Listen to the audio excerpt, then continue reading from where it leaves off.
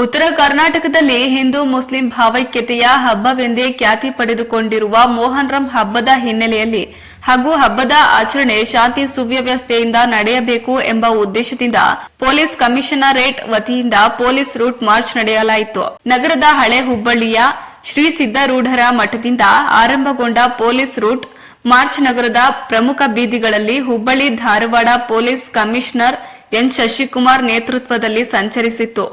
Root March ಮೂಲಕ ಹಬ್ಬದ ಆಚರಣೆಯ ಸಂದರ್ಭದಲ್ಲಿ ಯಾವುದೇ ಅಹಿತಕರ ಘಟನೆಗಳು ನಡೆಯದಂತೆ ಸೌಹಾರ್ದತೆಯಿಂದ ಮೊಹರಂ ಹಬ್ಬ ಆಚರಣೆ ಮಾಡುವಂತೆ ಸಾರ್ವಜನಿಕರಲ್ಲಿ ಜಾಗೃತಿ ಮೂಡಿಸಲಾಯಿತು.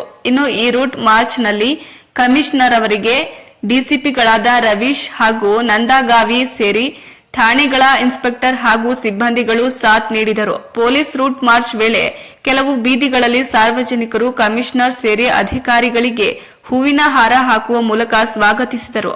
ರೂಟ್ ಮಾರ್ಚ್ ಮೂಲಕ ಸಮಾಜಘಾತುಕ ಶಕ್ತಿಗಳಿಗೆ ಖಡಕ್ ಸಂದೇಶ ರವಾನಿಸಲಾಗಿತ್ತು. Bureau report Santosh Medhara, Hubballi.